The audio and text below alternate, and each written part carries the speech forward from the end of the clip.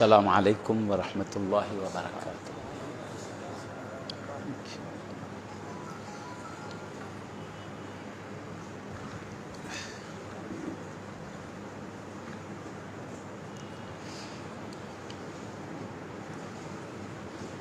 الحمد للہ رب العالمین وصلی اللہ علی سید الانبیاء والمرسلین وعلى جميع الانبیاء والمرسلین وعلى الملائکۃ المقربین وعلى آلہ واصحابہ اجمعین۔ ان اللہ وملائکتہ یصلون علی النبی یا ایہا الذین آمنوا صلوا علیہ وسلموا تسلیما۔ اللہم صلی وسلم وبارک علی حبیبک سیدنا محمد وعلی آلہ واصحابہ اجمعین۔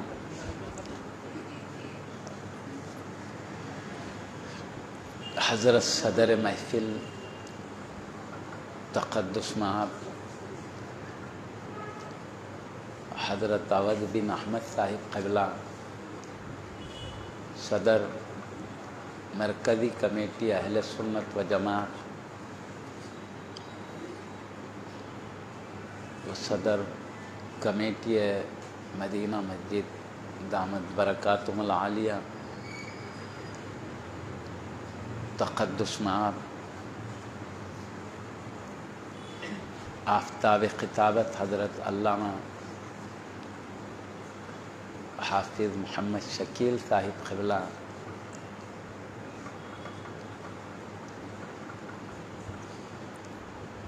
کامل جامع نظامیہ ادام اللہ فیوضم العالیہ و تقدس مآب و فکر اسلام حضرت علامہ حضرت کا نام کیا ہے؟ عبدالقدیر قادری مصباحی۔ عبدالقدیر قادری صاحب مصباحی ادام اللہ فیوضم العالیہ، جمیع معزز مکرم علماء کرام وارثین علوم مصطفیٰ صلی اللہ علیہ وسلم و جمیع بزرگان ملت و بانیان محفل دامت برکاتہم العالیہ، قابل قدر جمیع سامعین کرام حفظہم اللہ تعالی۔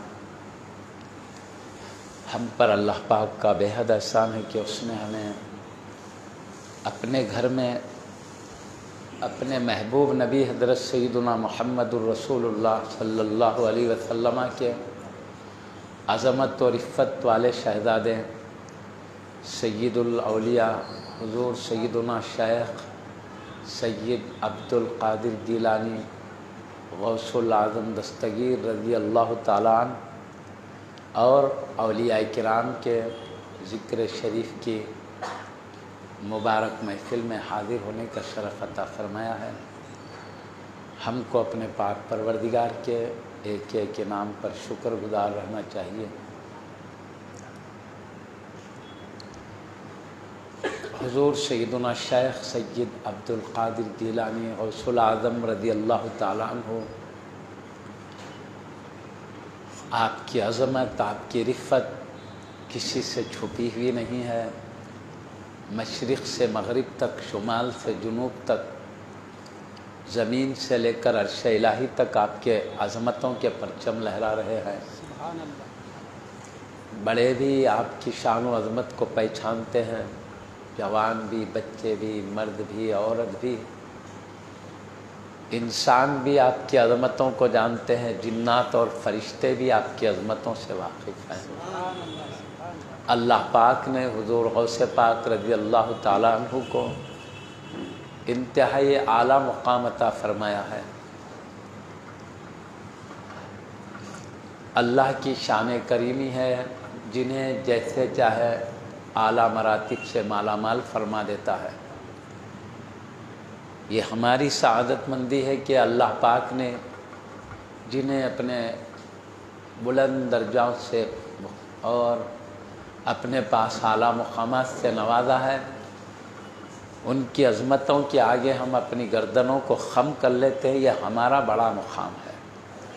اللہ نے ہمیں یہ توفیق دی ہے کہ اللہ کے مقربین کی عظمتوں کے آگے ہم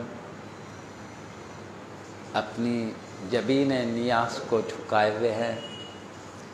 اللہ پاک نے ان پاکیزہ ہستیوں کے ادب و محبت کا چراغ روشن رکھا ہے، یہ ہمارے لیے اللہ کی عطائیں ہیں، نوازش و کرم ہے۔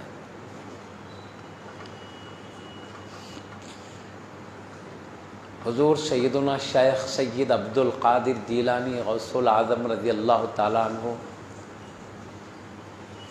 پیدائشی طور پر ولی بنائے گئے، ولی بن کر پیدا ہوئے ہیں۔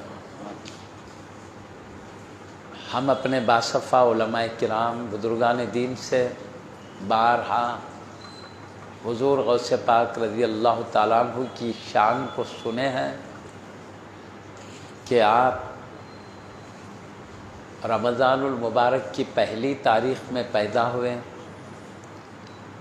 اور آج ہی آپ کی ولادت ہوئی ہے، آج ہی رمضان شریف ہے، آج سے ہی روزہ شروع فرما دیے ہیں۔ تو یہ آپ کا رمضان بھر روزہ رکھنا خود بتا رہا ہے کہ آپ ولی بن کر پیدا ہوئے۔ حالانکہ روزہ، نماز، زکوٰۃ، حج بالغین پر فرض ہے، بچوں پر فرض نہیں ہے۔ بالغ ہو جائیں تو تب فرض ہے عبادتیں۔ غوث اعظم رضی اللہ عنہ ابھی پیدا ہوئے، ابھی دودھ پیتی منزلوں سے گزر رہے ہیں، آپ پہ روزہ فرض نہیں ہے۔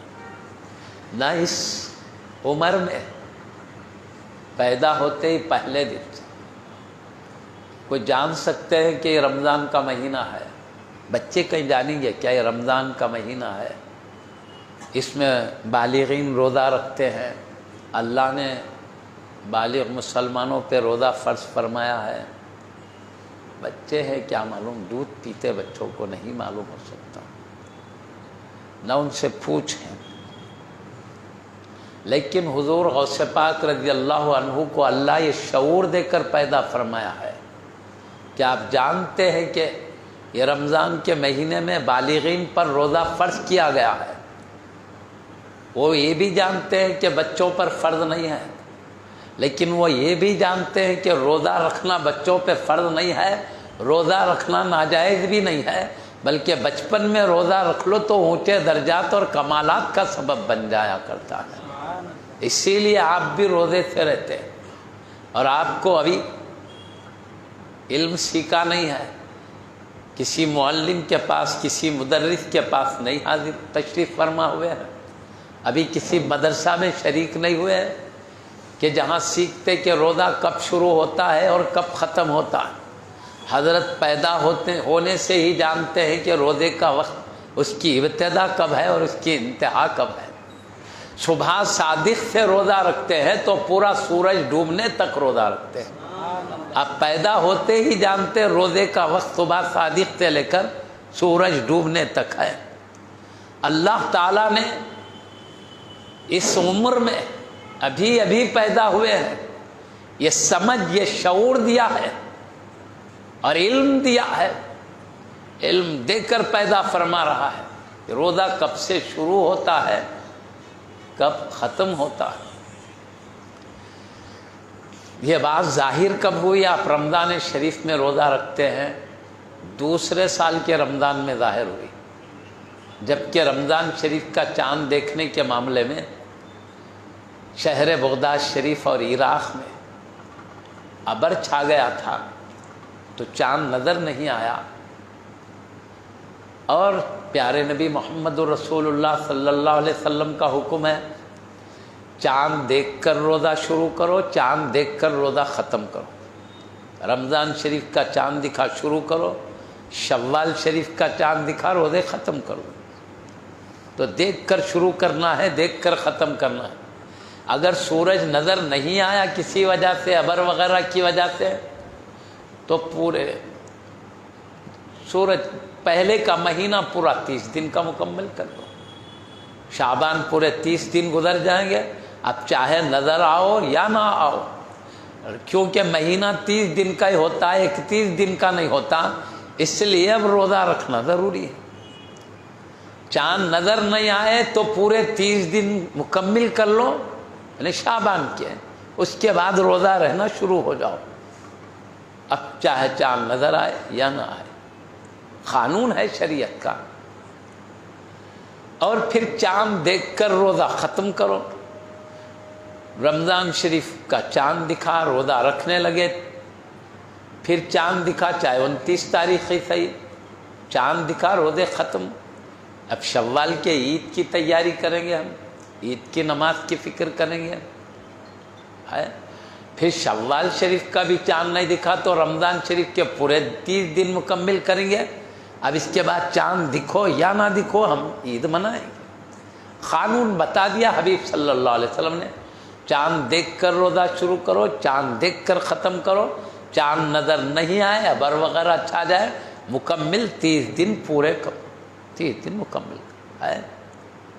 तो दूसरा जो रमज़ान शरीफ आया, अब हज़रत सैयदुल औलिया गौसे पाक रज़ियल्लाहु अन्हु की विलादत के बाद का दूसरा रमज़ान शरीफ आया तो चांद नज़र नहीं आया, अबर छाया हुआ था। अभी 30 दिन भी मुकम्मिल नहीं हुए थे, 29 तारीख है अभी, यानी आगे का रोज़ा 29 में होता है, 30 मुकम्मिल नहीं होते। तो देखना है चांद निकला या नहीं निकला। अगर चांद नहीं निकला है तो फिर एक रोज़ा रहना है ताकि मुकम्मिल 30 हो जाए। चांद नहीं निकला है, तो निकल गया है तो 29 पे ख़त्म कर दें रोज़े, 29 रोज़े रख के ख़त्म कर दें। ये था। तो ऐसे दिन अबर छा गया आसमान पर, पूरे इराक़ में, ख़रीब के इलाक़ों में कहीं भी चांद दिखने की तल्ला कहीं से नहीं आई। तब उसका कानून ये है, जो इस्लाम के बड़े ज़िम्मेदार लोग होते हैं, तो बड़े ज़िम्मेदार, उन लोगों के पास शरई गवाही पूरी हो जाने के बाद कि 2 लोग कम से कम ये गवाही दें चांद दिख गया है। गवाही भाई चांद दिख गया, गवाहों ने देखकर गवाही दे दी है, चांद दिख गया है। तो ये तरीक़ा है, जब गवाही मिल जाएगी तो रोज़े रखने का हाकिम ज़िम्मेदार लोग ऐलान कर देंगे। तो अब उसका कानून और तरीक़ा ये है कि सुबह, दूसरे दिन सुबह तकरीबन 10 बजे तक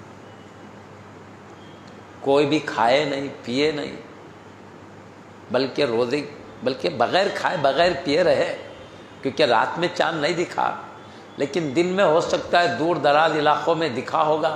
लोग आएंगे दूर दराज का सफ़र तय करके, वो बताएंगे कि हमने चांद देखा है, तो उनकी गवाही की वजह से हाकिम बोलेंगे चांद यहाँ तो नज़र नहीं आया, अबर की वजह से, दूसरे इलाके में अबर नहीं था, लोगों ने देखा है, गवाही शरीयत के मुताबिक पूरी हो गई है। गवाही भी बस 4 से मुकम्मिल होती है, बाद खुद 2, बाद जगह 2 से, बाद 1 से। बहरहाल हाकिम को जो हुक्म है जिस बारे में कितने गवाह होना चाहिए, उस कानून के लिहाज से जब गवाही मुकम्मिल हो जाएगी तो अब हाकिम ऐलान करेंगे कि चांद निकल गया है, रोज़े से रहो। तो दूसरे दिन इंतज़ार करना है। अच्छा, सूरज निकल के बुलंद होने तक भी नहीं खाना है। क्यों? शायद कहीं दूर से देखने वाले इतला दें तो हाकिम वक्त ऐलान कर दें कि दूसरी जगह चांद दिख गया है, शरई गवाही पूरी हो गई, आप लोगों को रोज़ा रखना है। तो अगर हम पहले से खा ले के रहेंगे तो अब रोज़ा रखना मुश्किल हो जाएगा। अब गवाही दूर के लोगों ने देखा है, पता चल गया है, अब इसके बाद सब लोग रोज़ा है जो खा चुके हैं वो रोज़े से महरूम हो जाएंगे। रमज़ान शरीफ की एक अजीम, रमज़ान शरीफ के रोज़े की जो अजीम बरक़ात थे, आला मुकाम था, उससे महरूम हो जाएंगे। इसलिए नहीं खा के रहना, ताकि जब ऐलान हो कहीं से दिखने की इत्तला मिल जाए, हाकिम इस्लाम बोल दे شرعی گواہی مکمل ہو جائے تو بھی روزے کی نیت کر لیں گے. صبح سے تو صبح صادق سے تو کھائے نہیں ہیں, اب روزے کی نیت کر لیں, الحمدللہ رمضان شریف کا روزہ ہو جائے گا. یہ طریقہ ہے. اسی طریقے پر چلتے ہوئے لوگوں نے صبح سورج بلند ہونے تک نہیں کھایا, نہیں کھانے کا ارادہ کر لیا. شاید ہو سکتا کہیں سے گواہی آ جائے گی. تو کچھ عورتیں جا کر حضور غوث اعظم دستگیر رضی اللہ تعالی عنہ کی والدہ ماجدہ تھے, عرض کرتی ہے یا اللہ کی ولیہ, آپ کا کیا خیال ہے, رمضان ہے یا نہیں ہے؟ اب کیونکہ اللہ کی ولیہ ہیں, اولیاء اللہ کو اللہ کشف عطا کرتا ہے, الہام عطا کرتا ہے, اللہ کی طرف سے باتیں دل میں ڈالی جاتی ہے, بس کھول کے دکھا دی جاتی ہے دل میں. تو کشف الہام وغیرہ اولیاء اللہ کو ہوتا ہے, مگر ہونا ضروری نہیں ہے. جو ہم کو عقائد کے علماء نے بتایا ہے وہ یہ ہے, ولی کو اللہ کی طرف سے الہام ہوتا ہے مگر ہونا ضروری نہیں ہے. اللہ جس ولی کو چاہے الہام کرے, جسے چاہے پردے میں رکھے, جسے چاہے کشف کرے, جسے چاہے کشف نہ کرے, کھولے نہیں چھپے ہوئے باتوں کو, پردے میں رکھے. ولی ہونے کے لیے نہ کشف ضروری ہے, نہ الہام ضروری ہے, نہ کوئی کرامت ضروری ہے. خلاف عقل باتیں یہ عقائد کے علماء نے فرمایا, کوئی ضروری نہیں, مگر اللہ جس ولی کو چاہتا ہے الہام سے نوازتا ہے, جس ولی کو چاہتا ہے کشف سے نوازتا ہے, جس ولی کو چاہتا ہے مختلف کرامتوں سے نوازتا ہے. تو اولیاء اللہ کو یہ ملا کرتی ہے, مگر اگر اللہ کسی سے پردے میں رکھے تو وہ ولایت کے شرائط میں سے نہیں ہے, یہ پکی بات ہے. حضرت نے ولی کی تمام تفصیلات میں جاتے ہوئے وضاحت فرما چکے ہیں, اور جانا نہیں, عقیدے کی کتاب میں لکھا ہے ولی کے لیے شرط ہے کہ رب کے فرائض واجبات پر عمل کرے, اور منہیات جن چیزوں سے اللہ رسول نے روکا ہے اس سے بچے, اور جہاں تک ہو سکے نفس کی خواہش والی چیزوں پر کنٹرول کریں. اگرچہ کہ حلال ہے لیکن نفس کی خواہشات کو کنٹرول کرنے کے لیے اس سے بچتے رہے, اور اللہ کی ذات و صفات کی معرفت رکھتا ہو بقدر ضرورت, تو وہ ولی ہے. یہ عقیدے کی کتابوں میں لکھا ہے. تو ولی کے شرائط میں سے کیا بتا, اللہ کے فرائض اور شریعت کے جو واجبات ہیں اس کو بجا لائے, اور اللہ رسول نے جن باتوں سے منع کیا, حرام ناجائز چیزیں ہیں, اس سے بچتا رہے, اور جہاں تک ہو سکے نفس کی خواہش پر کنٹرول کرے, خواہشات نفس کی چیزوں سے اپنے آپ کو بچائے, اور اللہ کی ذات و صفات کی معرفت اس سے حاصل ہو بقدر ضرورت, وہ اللہ کا ولی ہے. اور قرآن نے ولی کی تعریف کی, الذین آمنوا وکانوا یتقون, ولی وہ ہے جو ایمان لا کر تقوی کی زندگی گزارے. تقوی میں بھی مراد یہی ہے کہ اللہ تعالیٰ کی اطاعت کی نافرمانی سے بچ, اللہ جس چیز کا حکم دیا ہے اس کی نافرمانی سے بچے, جس چیز سے روکا ہے اس میں بڑھ جانے سے بچ جائے, تو تقوی اس کو کہتے ہیں. اللہ نے ولی کے لیے 2 شرائط بیان کیا, الذین آمنوا وکانوا یتقون, جو ایمان لا کر تقوی اختیار کرے. ایمان سے یا عقیدے کا صحیح ہونا مراد, عقیدہ صحیح ہو, اور تقوی سے مراد عمل صحیح ہو. مختصر لفظوں میں جس کا عقیدہ صحیح ہو اور عمل صحیح ہو وہ اللہ کا ولی ہے. یہ اللہ تعالیٰ نے قرآن میں بیان فرمایا ہے. پھر شروع آخر سب عظمت ولی کے بیان کیے گئے ہیں.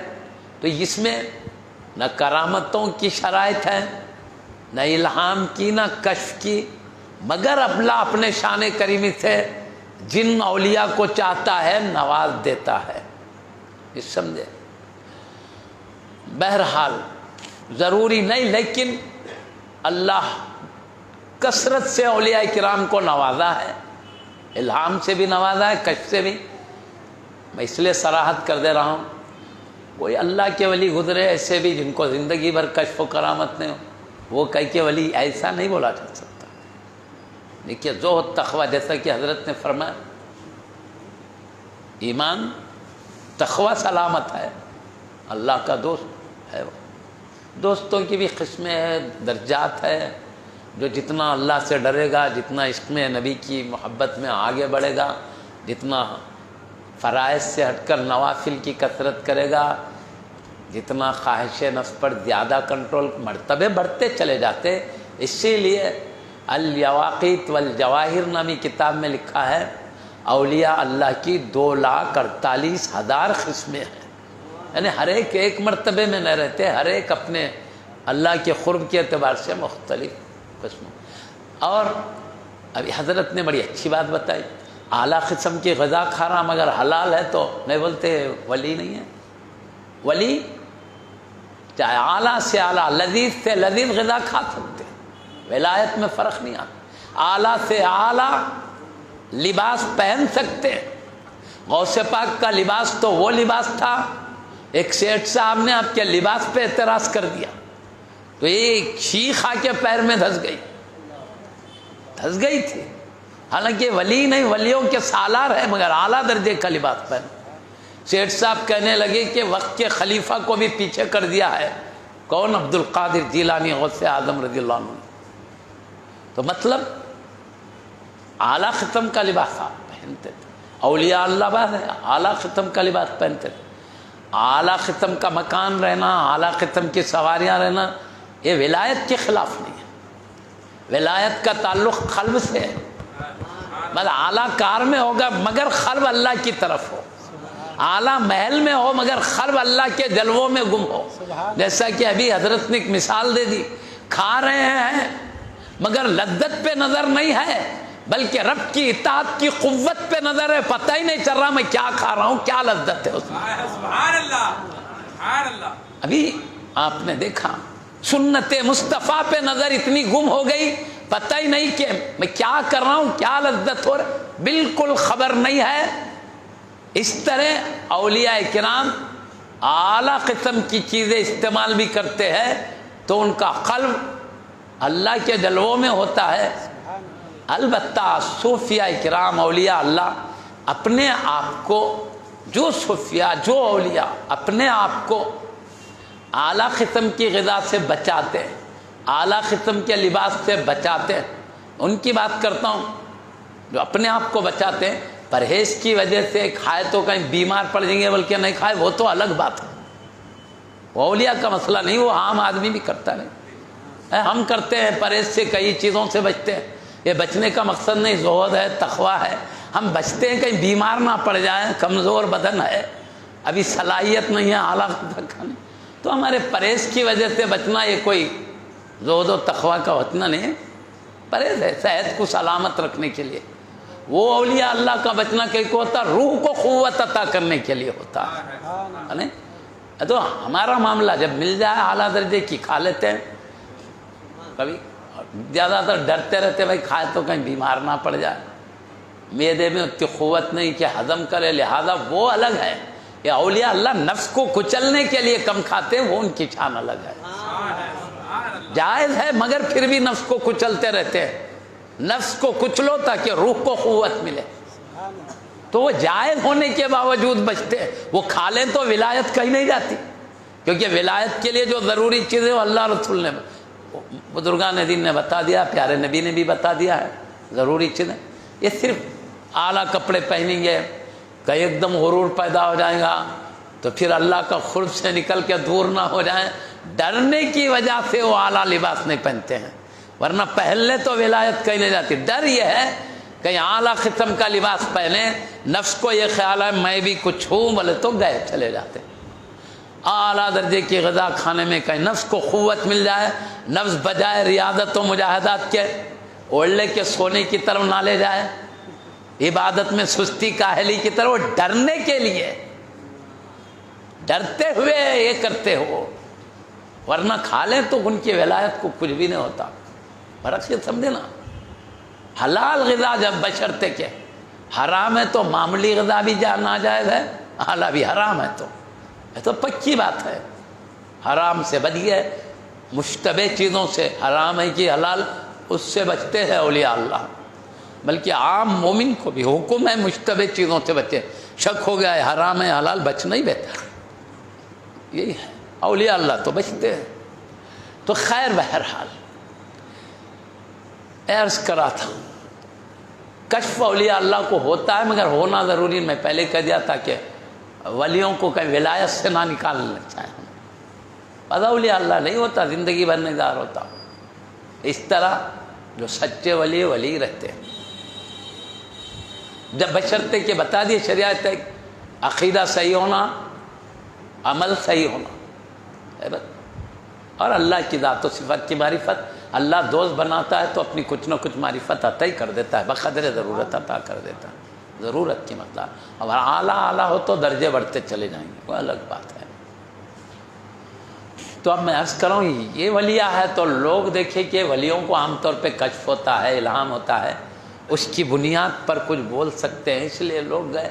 بہت بڑی ولیہ تھی آپ کی امی جان، حضور سیدنا غوث العظم دستگیر رضی اللہ عنہ کی امی جان، بہت بڑے درجے کی ولیہ۔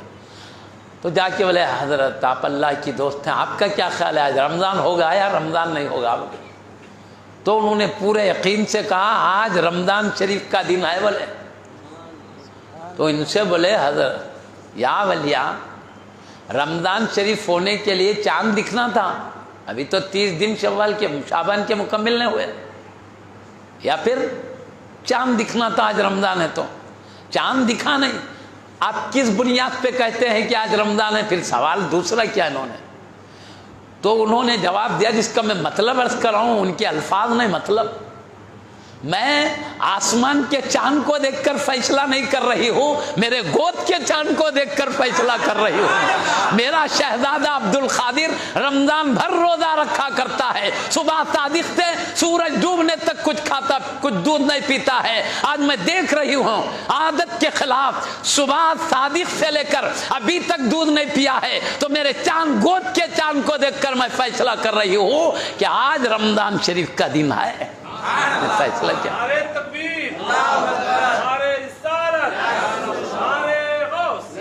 آپ نے فیصلہ سنا، عورتوں میں سے ہو کے ان کے شوہروں سے ہو کر بات لوگوں میں آ گئی، لوگوں میں آ گیا۔ غوث پاک رضی اللہ عنہ کی والدہ فرماتی ہے چاند نکل گیا ہے اس لیے کہ ان کا شہزادہ، ان کے گود میں چمکنے والا چاند رمضان شریف میں روزہ رکھا کرتا ہے، گزرا ہوا سال بھر رمضان شریف پورا روزے سے، ابھی بھی روزے سے ہے۔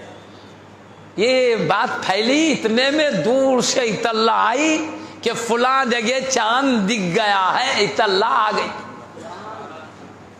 جیسے اطلاع آئی، حاکم اسلام نے گواہی کے بعد اعلان کر دیا کہ چاند دکھ گیا ہے، آپ لوگ روزے سے رہیے۔ بہرحال غوث پاک رضی اللہ عنہ کی شان یہ ہے کہ آپ دودھ پیتی ہوئی منزل میں بھی روزہ رکھتے ہیں، تو یہ بچپن میں یہ عالم ہے، دودھ پیتے مرتبے میں یہ عالم ہے، تو بڑے درجے کو پہنچنے کے بعد آپ کے زہد و تقوی کا کیا عالم ہوگا؟ اسی سے آگے کا اندازہ ہم کر سکتے ہیں۔ اسی لیے مستند کتابوں میں لکھا ہے آپ نے 40 سال تک عشاء کے وضو سے فجر کی نماز ادا فرمائے ہیں۔ آپ بول سکتے سمجھ سکتے ہیں کہ آپ رات بھر یاد الہی میں مست رہے، عبادت ربانی میں لگے رہے، تلاوت قرآن ہے، تہجد ہے، اللہ کی پاکی و عظمت ہے، بس اسی میں مشغول رہتے۔ مستند کتابوں میں لکھا 40 سال تک آپ عشاء کے وضو سے فجر کی نماز ادا کیے۔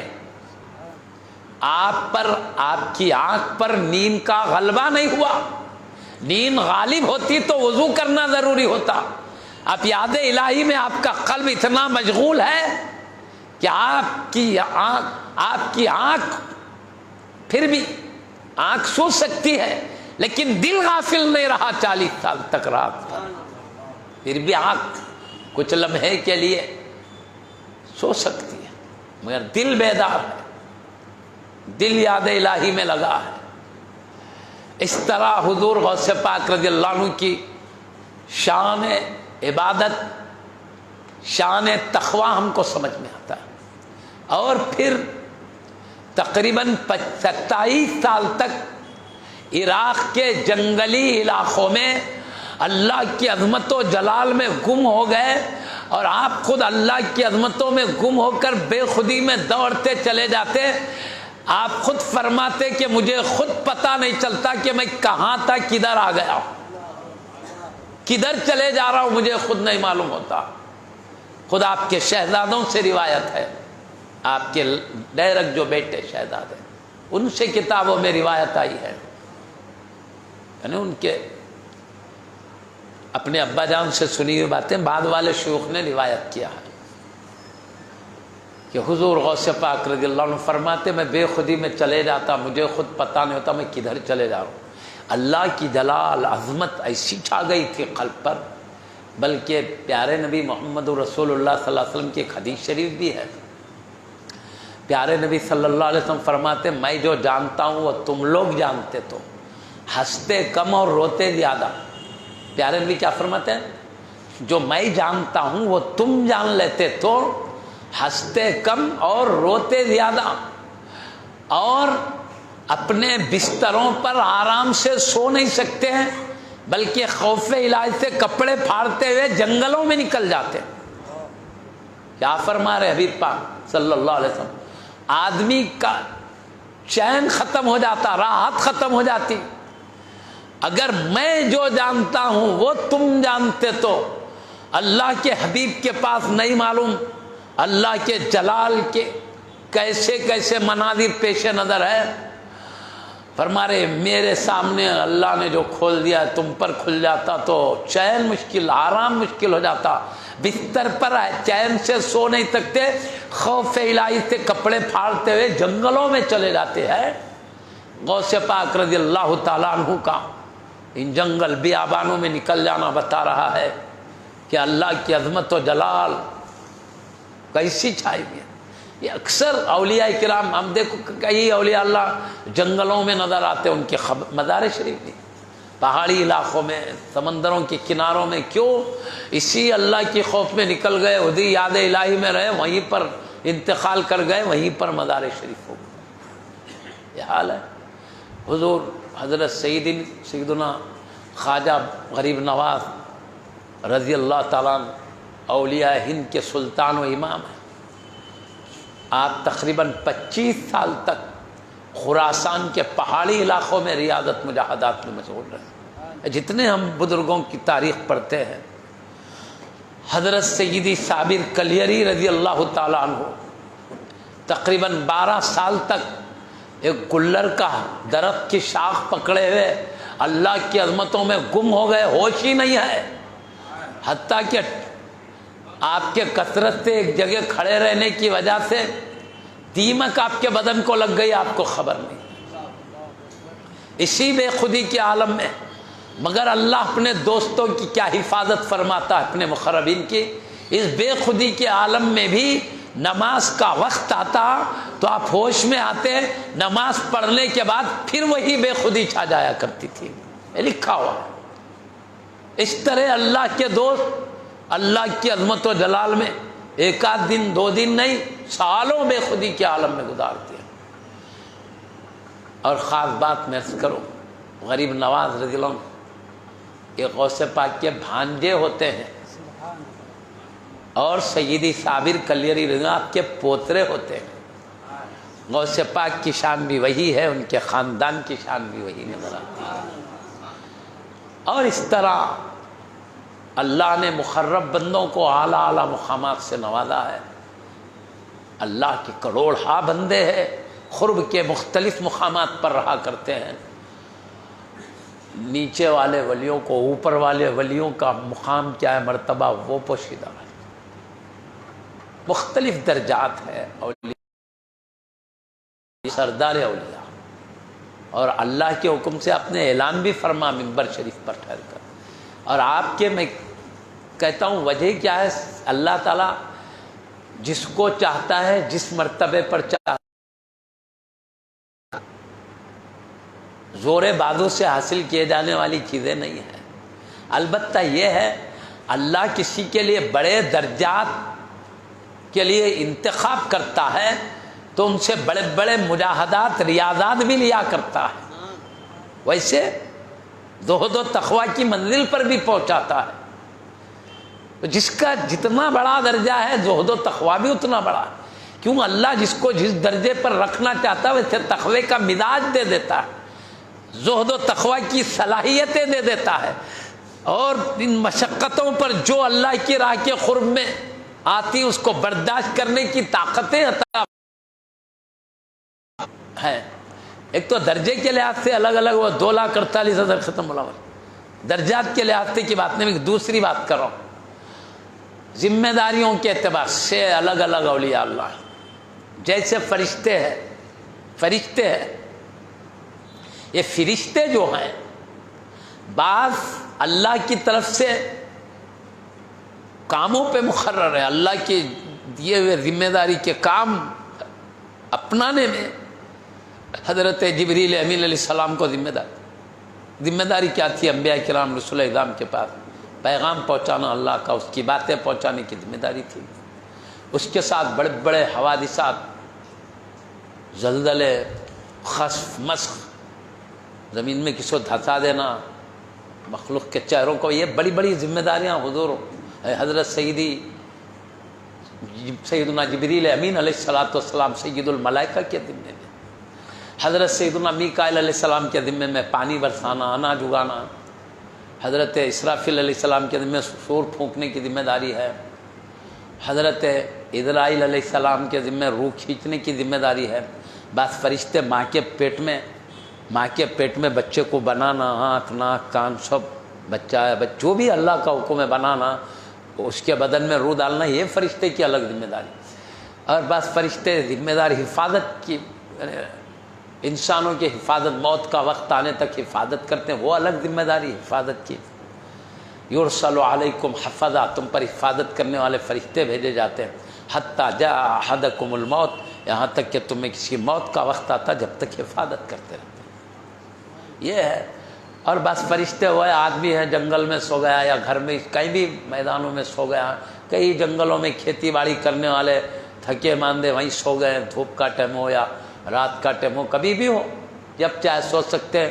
ایک سانپ آ گیا, منہ کھل گیا نیند میں, بل سمجھ کے اندر بھی چلے جا سکتا ہے. سانپ دبلے بھی ہوتے, سانپا موٹے بھی ہوتے, بس سانپا آدمی کو نگل جاتے, وہ اژدہے ہوتے وہ تو پورا آدمی کو نگل جاتے. بس دبلے ہوتے ہیں, منہ کھلا تو اندر بل کی طرح گھس بھی جا سکتے ہیں. یہ مختلف ہے. تو بعض فرشتوں کی ذمہ داری یہ ہے کہ آدمی غفلت میں سو رہا ہے تو اس کی ذمہ داری اس کے منہ میں سانپ جانے نہ دے, ایسے بھی فرشتے مقرر ہیں.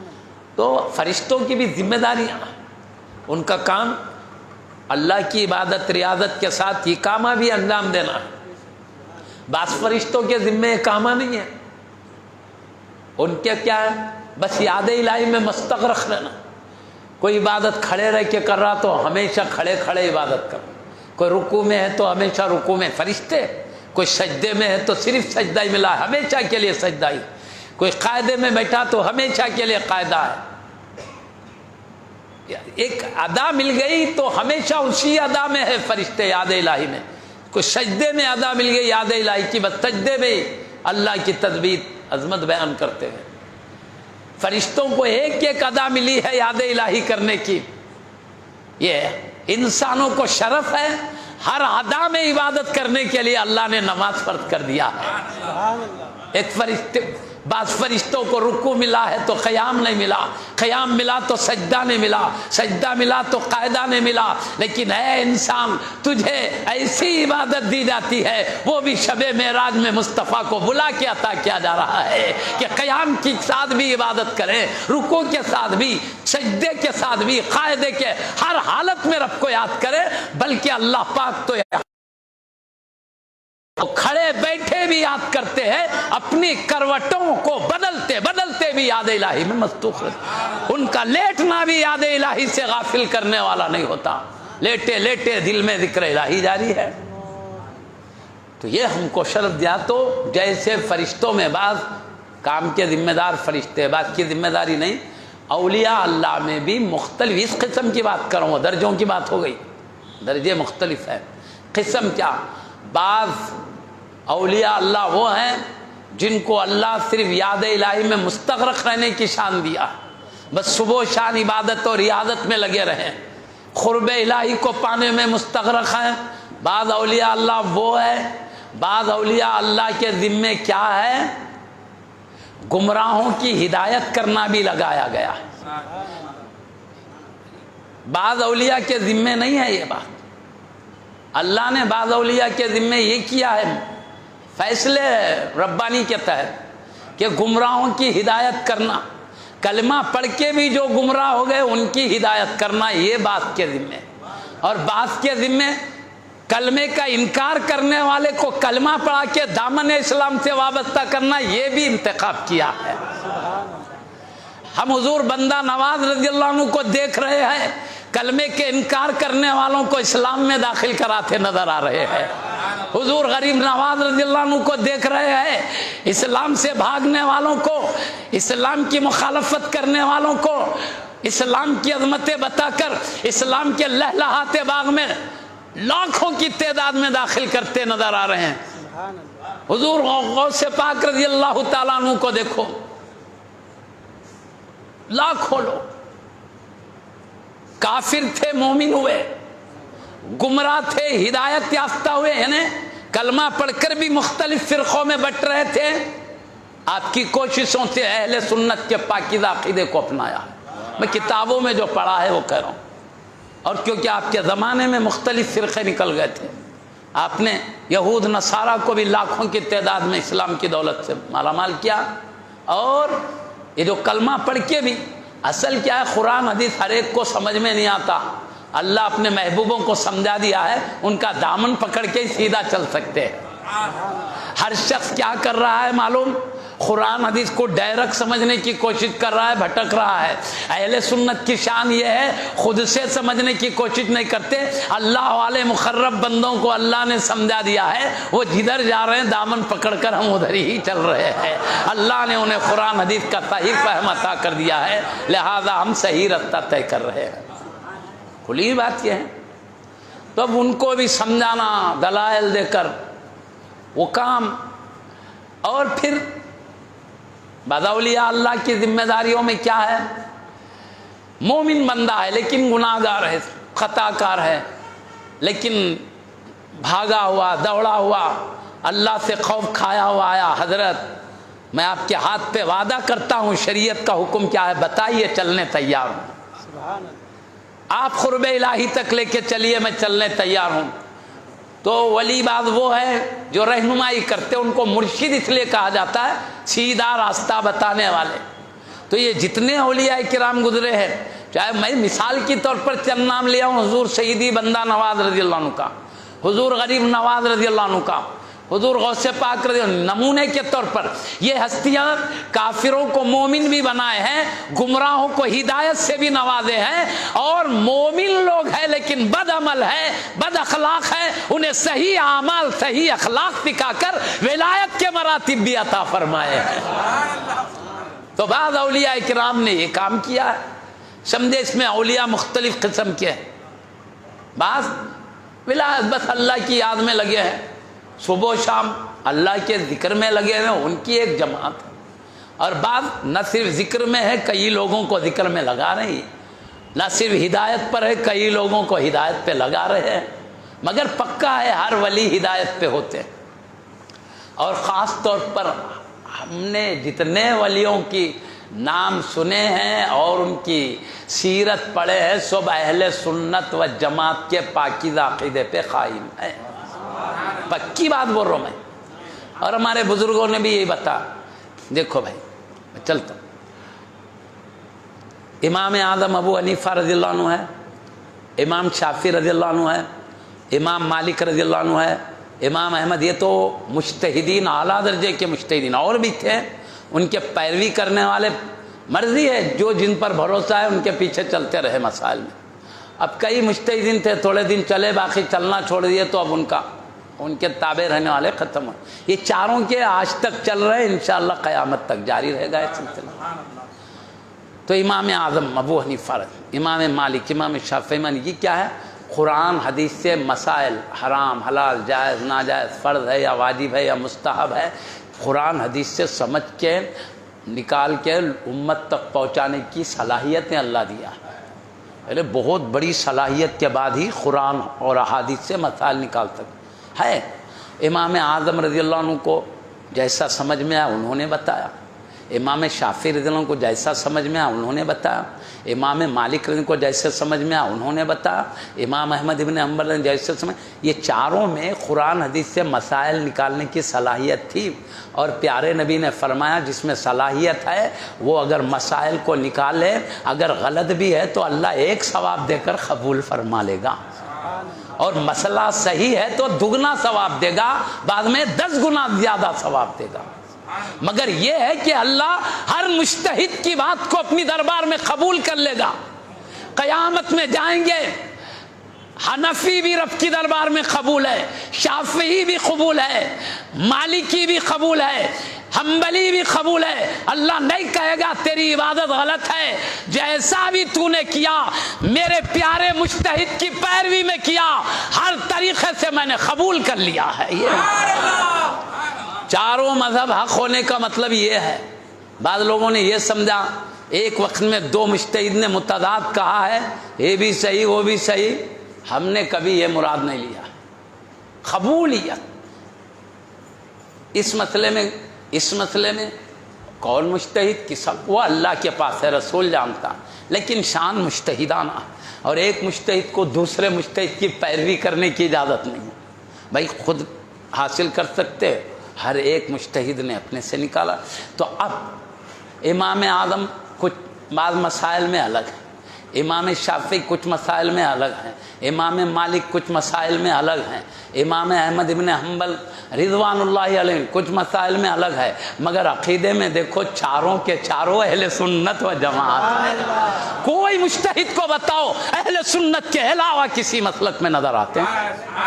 میں کہنا چاہتا ہوں ہمارے ان بڑے بڑے بزرگوں نے کیا سمجھا ہے، کس کو صحیح سمجھا ہے؟ بڑے بڑے مجتہدین جن کو یہ صلاحیت حاصل ہے قرآن حدیث سے اندر غوطہ زنی کر کے مسائل نکالنا، ایسا ہے ایک ماہر پیراک سمندر میں غوطہ زنی کر کے موتیاں نکال رہا ہو، اندر جا کے نکالنا ہر کس ہونا کا معاملہ نہیں ہے، یہ صرف اعلیٰ درجے کی ہستی کام کر سکتے ہیں۔ مگر مسائل میں کچھ مسائل میں الگ ہے، مگر عقیدے میں سب اہل سنت و جماعت ہے۔ اب میں کہتا ہوں حضور غوث اعظم دستگیر رضی اللہ عنہ، آپ نے اپنے مریدین کو کچھ وظیفے دیے، حضور غریب نواز رضی اللہ عنہ اپنے مریدین کو کچھ وظیفے دیے، شیخ شہاب الدین سہروردی قبلہ نے کچھ وظیفے دیے، حضرت سیدی خواجہ بہاؤالدین نقشبند قبلہ نے اپنے مریدوں کو، اب مریدوں سے ہوتے ہوئے ان کے وظائف آ رہے ہیں، ہر ایک کا ذکر کا انداز کچھ جدا جدا ہے، کوئی لا الہ الا اللہ کو ترجیح دے رہے ہیں، کوئی اللہ کو ترجیح دے رہے ہیں، کوئی دل ہی دل میں ذکر کرنے کو ترجیح دے رہے ہیں، کوئی زوردار انداز میں ذکر کرنے کو ترجیح، انداز سلسلوں کے الگ الگ ہیں، ذکر کے انداز الگ ہیں، اور تسبیح تحلیل کے یعنی جو انہوں نے انداز بتائے، وظائف کے انداز الگ الگ ہیں، انداز میں سب الگ ہیں، عقیدے میں سب اہل سنت ہے۔ غریب نواز دیکھو اہل سنت ہے، حضرت سیدی شیخ شہاب الدین سہروردی قبلہ اہل سنت ہے، سیدی خواجہ بہاؤالدین قبلہ اہل سنت ہے، حضور غوث پاک اہل سنت ہے۔ تو بتاؤ ہمارے پیشوا جب اہل سنت ہے تو دامن چھوڑ کے ہم کہاں بھاگ رہے؟ ہمارے مجتہدین اہل سنت ہے تو دامن چھوڑ کے کہاں بھاگ رہے ہو؟ ہمارے بڑے بڑے غلط سمجھ لیے، ہم صحیح سمجھ سکتے ہیں کیا؟ سمجھ کے چلو۔ ہماری عادت ہے بزرگوں کے پیچھے چلنے کی، ارے زمینی راستہ نہیں طے کر سکتے بغیر معلوم کے، آدمی کو نہیں معلوم، نئی کار لیا، دلی جانا چاہ رہا ابھی تک گیا نہیں، پوچھ لے کدھر جاتے بھائی، دیکھ سیدھا جانا، چورستہ آتا، پھر سیدھے مڑنا، اور ایک چورستہ بائیں مڑنا، پھر بائیں مڑنے کے بعد اور ایک سیدھا مڑنا ہے، وہ سیدھا مڑنے کے بعد پھر ایک چورستہ آتا، وہاں بائیں دائیں مڑنا۔ اب یہ سب سمجھا دیا۔ اب ایک جگہ یاد کا، انہیں بولا تھا دائیں، انہیں سمجھا بایاں، انہیں بولا تھا بایاں، انہیں سمجھا دایاں۔ ایک کی جگہ ایک مڑ گیا، دلی جانے کے بجائے کدھر چلے جاتی اس کی کار؟ مدراس میں نکل جاتی جا کے۔ بھائی خود سے چلنے میں پٹکی کھانے کا ڈر ہے، لیکن کار میں ایسے شخص کو بٹھا لے جو دلی کا کئی مرتبہ دورہ کر چکا، راستوں سے اچھا واقف ہے۔ ارے تیرے کو ادھر دیکھنا ہے نا ادھر، بس رہنما کو دیکھو کدھر لے جا رہا، ادھر چلتے جا، سیدھا منزل کو پہنچ جائے گا۔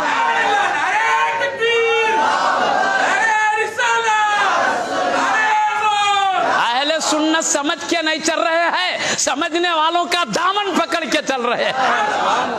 ہم نے کبھی قرآن میں نہیں دیکھا یہ فرض ہے کہ واجب، حرام ہے کہ ناجائز۔ ہم نے دیکھا کہ ہمارے ائمہ مجتہدین نے کیا کہا ہے۔ ہم نے ذکر میں نہیں دیکھا اپنے کو کیا کرنا ہے، ہم نے دیکھا ہمارے پیشواؤں سے کیا چلا آ رہا ہے۔ اسی عقیدے کا معاملہ ہمارا یہ ہے، اس لیے ہم پٹکیاں نہیں کھا رہے ہیں۔ ابھی اپن خود لائق ہے، بلکہ گئے اس میں ایک بولا جا رہا، اپن ایک سمجھ رہے۔ ارے اسی لیے 16 سال جامعہ میں علماء 16 سال پڑھتے ہیں، ابھی بوندا باندی بھی نہیں ملی بولتے علم کی، اور یہ کتاب دیکھتے اس کو سمندر بھر مل گیا ہے، یوں دیکھتے ہی شوبہ حاصل ہوگا۔ سمجھنے کی بات ہے بھائی، بڑے بڑے اولیاء، بڑے بڑے منازل، خود مجتہدین کو دیکھو اتنے بڑے درجے پر ہے، اتنے اختلافات مسائل میں، اتنا علم رکھ کر اپنا کچھ بھی نہیں، اپن صحیح چلے جاتے کیا جی؟ سمجھو، انداز سمجھ کے چلو، کم سے کم علم کی گہرائی میں نہیں گئے تو نہیں گئے۔ اب علمی باتیں بھائی ہر جگہ جمتے نہیں، علمی باتیں بولے تو اوپر سے جاتے، میں سب بتانے کا نہیں ہے، ہر جگہ کی بات الگ ہوتی، مگر یاد رکھنا ہمارے بڑے بڑے بزرگان دین سب اہل سنت و جماعت تھے۔ کوئی ایک ولی میں نے پورا جھان مار کے خصوصاً عقیدے کو دیکھا، پورے اہل سنت ہے۔ لوگ کیا کرے، بزرگوں کی کتابوں میں ڈنڈی مار کے اپنے عقیدے ملائے، ٹھان لی ضرور ہوئی ہے، مگر وہ بزرگ اہل سنت تھے پورے، پکی بات بول رہا ہوں میں۔ کئی کتابیں دھان لی ہوئے، سو تحریف، وہ بڑے بزرگ کتاب انہوں وہ ایک لکھے، انہیں بعد والا عربی ہے تو غلط اردو کر دیا، فارسی ہے تو غلط ترجمہ کر دیا، یعنی تو اپنے عقیدے کے خلاف دکھا، اپنا عقیدہ ملانے ان کو سب مانتے، لہذا اس میں گھساؤ، ان کے نام پر اپنا عقیدہ چلاؤ۔ ایسے تحریفات بھی ہوئے جی، کتابیں بدلی ہے۔ میں بولوں آپ کو، قرآن اور تورات زبور انجیل نبیوں پہ اتری ہوئی کتاب قوم نے بدل دیا، اللہ کی کتاب بدلنے والے انسان بھی ہے تو ولی اللہ کی بدلنے میں کتنی دیر لگتی جی؟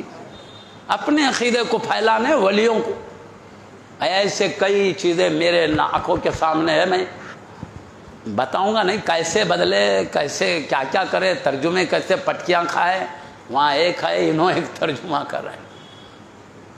اب کئی جنے میں کیا بولوں، نام نہیں لیے تو حکایت کے طور پہ تو سمجھانے کے لیے، میرے تو مزاج ہے پہلے نام نہیں لینا، اور جہاں تک کہ میں چاہتا ہوں کہ صرف اعتراض اور جواب ہو، ذاتی حملے نہ ہو، میرا مزاج بول رہا ہوں میں۔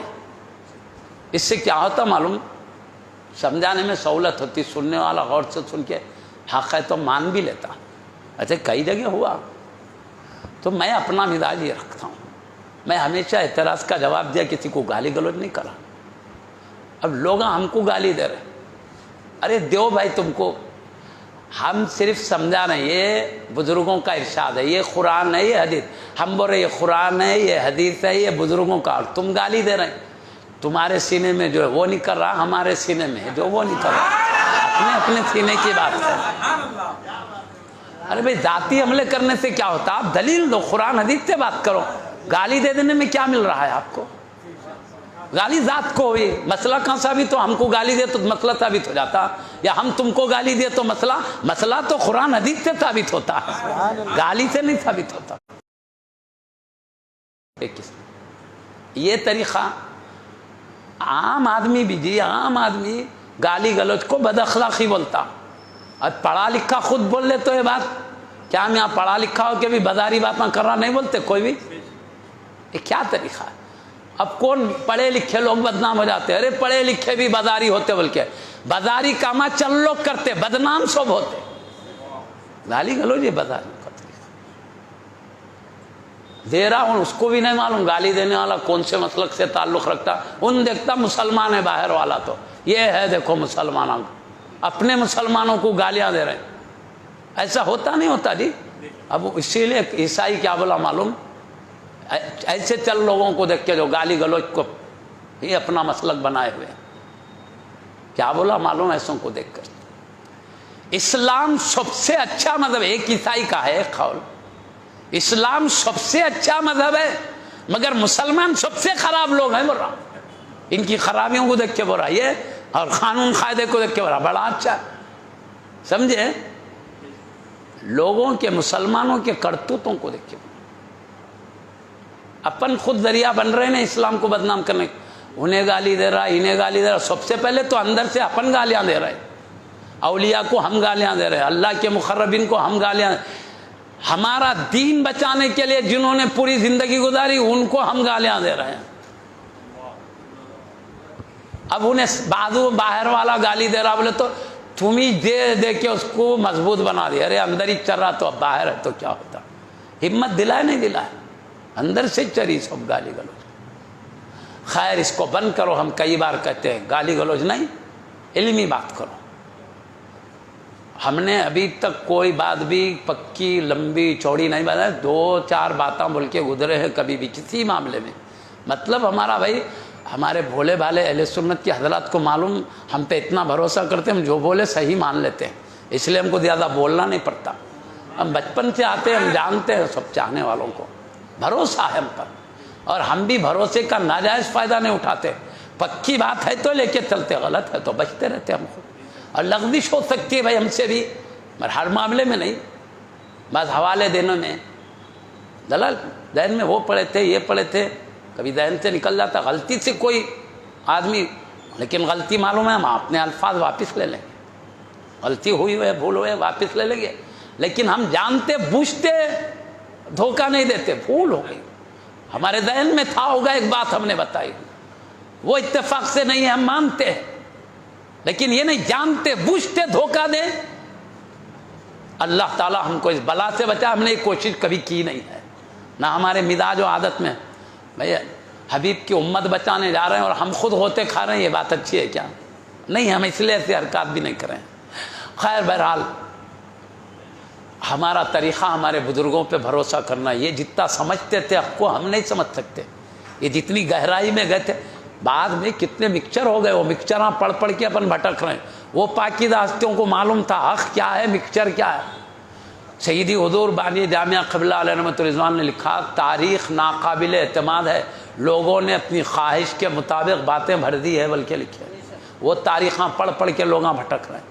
ہمارے استاد محترم سیدی عمدۃ المحدثین سیدی شیخ الحدیث جامع نظامیہ محمد خواجہ شریف صاحب قبلہ علیہ رحمۃ رضوان فرماتے تھے، بابا اس میں 70% ملاوٹ ہو چکی ہے. سمجھ رہے؟ تاریخ میں ملاوٹ، مکسچر ہو گیا. اب وہ مکسچر ہم کو معلوم ہی نہیں، جو لیے لیتے چل جا. امام، میں آپ کو بتاتا ہوں، امام مسلم رضی اللہ عنہ، میں کسی ایک فرقے اس کے خلاف نہیں ہوں، ایک شخصیت کے ایک فرقے کے نہیں، پورا ماحول بائی گراؤنڈ بتا رہا ہوں. پوری دنیا کے کلمہ پڑھنے والے عقیدوں میں کیا ہو گیا ہے. حضرت امام مسلم رضی اللہ عنہ سے معروضہ کیے اس دور کے بڑے بڑے متقی پرہیزگار لوگوں نے، حضرت آپ صحیح حدیثوں کو ایک جگہ جمع کر کے ہمیں دیجیے. تو حضرت کیا فرماتے معلوم؟ مجھے ہمت نہیں تھی کہ تحقیق کرنے والے، تو ایک ایک راوی آپ کے استاد سے لے کر پیارے نبی کے صحابہ تک پوروں کی زندگیوں سے واقف ہونا پڑتا ہے. پورے متقی تھے، پرہیزگار تھے، جھوٹ نہیں بولتے تھے، حافظہ قوی تھا، وہ تمام چیزیں جاننا. پھر یہ راوی کے 2 نامہ ہوتے ہیں، تو بعض راوی 2 ناموں کے ایک وہی نام والے کمزور ہوتے ہیں، ایک نام والے قوی ہوتے ہیں، عدل میں، زہد میں، حافظے میں. تو پھر ان کے ابا خاندان کو دیکھنا تاکہ ان میں فرق. بڑا لمبا کام ہے، چھوٹا نہیں ہے. تو انہوں نے دیکھا کام بہت بڑا ہے، میری ہمت نہیں ہو رہی تھی، لیکن میں نے دیکھا گمراہ لوگ ہزاروں کی حدیثیں سند گھڑ کے اپنی طرف سے انفلاں لے جا کے پیارے نبی تک لگانے لگے۔ ایسے ہزاروں حدیثوں کو جو آقا کے ارشاد نہیں ہے گھڑ کر آقا کی طرف لگانے لگے، تو مجھے جذبہ آیا، تو میں نے بڑے کام کا بیڑا اٹھایا اور مسلم شریف تیار کیا ہے۔ بولے حضرت مطلب اس زمانے میں بھی حال تھا، حدیثوں میں دھاندلی ہوئی تو تاریخ کا کیا حال ہوا ہوگا، سمجھ سکتے؟ وہی جو ملا پڑھ لیے۔ اور بعض وقت یہ بھی ہے، بعض وقت نقل کرنے والے بزرگ محدثین بولے سو بات بول رہا ہوں میں، ایک علمی بات ہے، علماء پڑھنے کی بات ہے، میں کر رہا ہوں آپ کے سامنے۔ کبھی محدثین کہتے ہیں، کبھی ایسے شخص کی روایت بھی محدثین نہیں لیتے ہیں، کیسے شخص کی جو خود متقی ہے، خود پرہیزگار ہے، خود سچا ہے، خود اعلیٰ درجے کا زاہد ہے، اللہ کے بڑے درجے میں فائز ہے، اس کے باوجود اس لیے نہیں لیتے ہیں کہ ان کے مزاج میں ہے کہ وہ کوئی بات کسی کی لیتے وقت یہ نہیں دیکھتے بولنے والا متقی ہے یا نہیں ہے، جو بھی بولا اس پہ بھروسہ کر کے لے لیتے ہیں، ایسوں کی بات بھی ہم نقل نہیں کرتے۔ بولے انہوں متقی ہے بڑے درجے کے، مگر انہوں نے جس سے لیا ان کا ایسا ہے کہ کیا نہیں کی، کیونکہ یہ جو لے رہے ہیں بھروسہ کر کے جو بھی بولا وہ لے رہے ہیں، اس لیے ان پر بھی اعتماد نہیں۔ یہ ہے اصول حدیث میں سے، محدثین نے کیوں بھائی ان کی بات کو کیوں اعتماد نہیں کیا؟ ایک بڑے بزرگ نے کہا، متقی پرہیزگار نے کہا، جلیل القدر عالم نے کہا، حافظہ قوی انہوں نے کہا، تو کہا یہ تو سچے ہیں، یہ تو بڑے ہیں، یہ مطلب کیا ہے، ان کی نالین کے گرد و غبار مل جائے اپنی آنکھوں کا سرما بنا لیں گے، لیکن بات یہ ہے یہ جن سے روایت کرتے ہیں وہ یہ نہیں دیکھتے کہ ان کو بولنے والا کیسا ہے، جھوٹا بھی آیا تو لے لیتے ہیں، اور حکم عادل نہیں ہے اس کی بھی لے لیتے ہیں، عادل کی بھی لے لیتے ہیں، تو انہوں نے جس کا لیا اس پر ڈاؤٹ کرتے ہوئے ان کی بات کو نہیں لیتے۔ یہ بتا سمجھ رہے ہیں؟ ایسا بھی احتیاط کر، اور پورا دیکھنا پڑتا کہ کون سے بزرگ چھان بین کے لیتے ہیں، کون سے بزرگ بغیر چھان بین کے لیتے ہیں، وہ سب دیکھ کر پھر حدیث نقل کرنا پڑتا۔ معمولی کام ہے جی، ایسے دھان لیا ہوئے چپی، اتنے فرقے چپی نہیں بن گئے، سب کے پاس قرآن ہے، سب کے پاس حدیث ہے۔ مطلب سمجھنے میں کبھی دھوکا ہوا ہے، حقیقت بھی ہے مجاز بھی ہے۔ کبھی پیارے نبی بولتے ہیں جو بولے لفظ وہی معنی مراد ہوتا، کبھی بولتے ایک لفظ مطلب وہ مراد نہیں رہتا، دوسرے معنی ہوتے، ایسا کئی، اس کو مجاز کہتے ہیں۔ میں عام مثال دیتا ہوں، نہر بہ رہی ہے بولتے ہیں، نہر کس کو بولتے جی؟ کھودتے نہیں، پانی بہنے کیا ہوتے اس کو نہر بولتے ہیں۔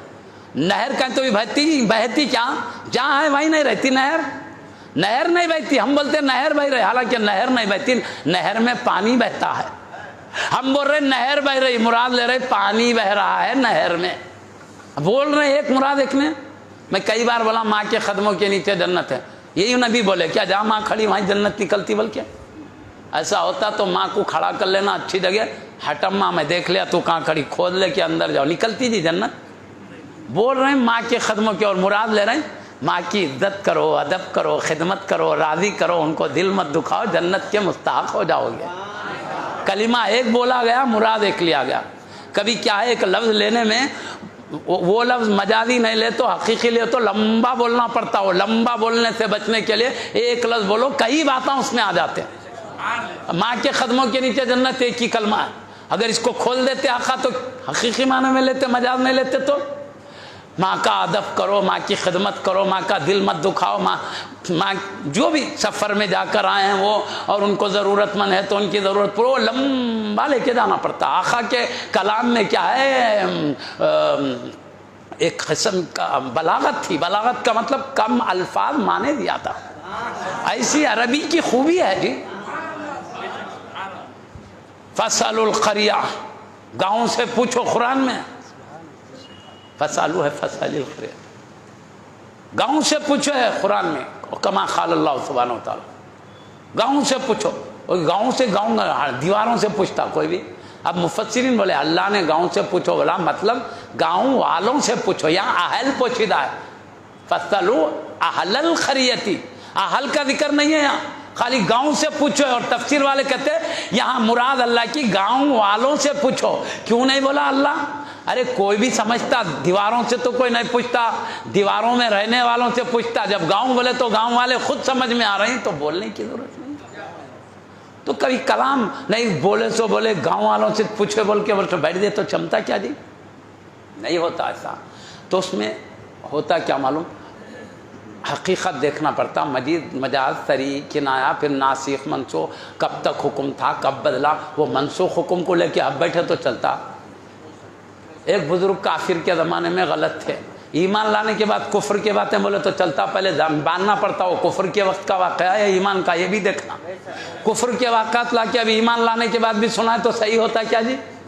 کفر میں ایک کام کرے تو یہ بڑے برے ہیں اس لیے کہ انہوں نے یہ کام کیا یہ کام کیا یہ کام کیا. رہے وہ کام اس وقت کیا جب اسلام سے دشمنی تھی, مصطفیٰ سے دشمنی تھی تب کیا, جب مصطفیٰ کے غلام بنے تب کیا کیا وہ بھی تو دیکھو.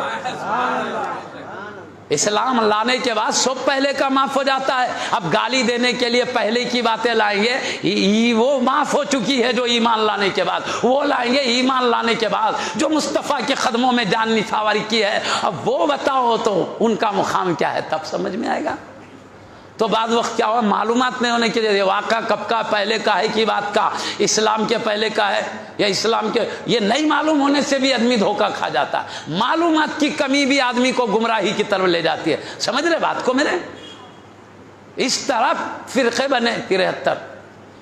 نہیں تو قرآن اللہ اکبر ایک ہے, کئی قرآن نہیں ہے, مگر سمجھنے والے الگ الگ سمجھ رہے. خیر بہرحال ٹائم حساب سے عشاء کا ٹائم ہو رہا ہے. حضور غوث پاک رضی اللہ عنہ نے جو ہم کو نصیحت کی ہے, خود آپ زہد و تقوی کے بلند مرتبے پہ فائز رہے, بلند مرتبے پہ فائز رہے, اور آپ نے صحیح عقیدے کو اپنایا, اور آپ نے جیسے زہد تقوی کو اپنایا امت کو بھی نصیحت کی تم بھی زہد تقوی کو اپنا. آپ جیسے صحیح عقیدے پہ قائم تھے امت کو بھی درد دیا یہ صحیح عقیدہ اس پر قائم رہو, اور اس کے ساتھ جہاں تک ہو سکے ریاضت مجاہدات کرنے کی آپ نے ترغیب دی. خود آقا نے کیا ہے, اس کے بعد ہم کو ترغیب دی. ہماری سعادت مندی یہی ہے کہ ہم اپنے مقربین بندوں کے بتائے ہوئے طریقے پر چلیں, اور اس کے بعد دیکھیے اللہ تعالیٰ کی کرم نوازش ہمارے لیے. اللہ تعالیٰ پوری جنت ہی بنایا ہے ہمارے لیے, پوری جنت, وہاں کی رحمت, اللہ کا دیدار اللہ حلال کر دے گا, بشرطے کہ ہم ایمان کے ساتھ یہاں سے جائیں. یہ صرف آزمائش کی تھوڑے دنوں کی دنیا ہے, اور اس کے بعد یہاں سے چلے جائیں گے, وہاں افسوس کرنے سے کچھ نہیں ہوتا.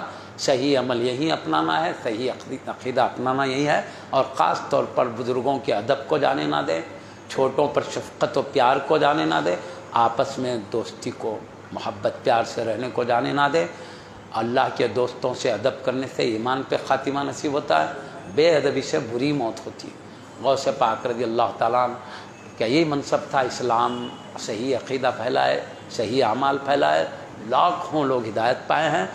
ہم کو بتائے غوث پاک رضی اللہ عنہ, غریب نواز, بندہ نواز, جو اولیاء اللہ یہاں حضرت سیدی امام انوار اللہ شاہ قبلہ علیہ رحمۃ اللہ, دیگر بزرگوں نے جو ہماری ہدایت, ادھر امام احمد رضا قبلہ بریلی شریف نے, ادھر سیدی جہانگیر اشرف سمنانی قبلہ کچوچر, یہ اولیاء اللہ نے اپنے اپنے مقام پر رہ کر ہدایت کی ہے. اللہ تعالیٰ ان کی پاکیزہ ہدایت پر ہم کو عمل کرنے کی توفیق عطا فرمائے.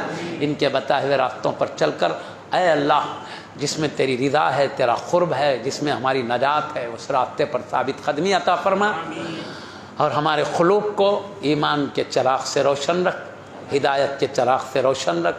کوئی دھوکے باز نہ تو اس کو دھوکے سے بجھا سکے, نہ کوئی طاقت والا طاقت کے زور سے بجھا سکے. آمین بجاہ حبیبی کا سید المرسلین صلی اللہ علیہ وعلی آلہ واصحابہ اجمعین. سبحان ربک رب العزت عما یصفون.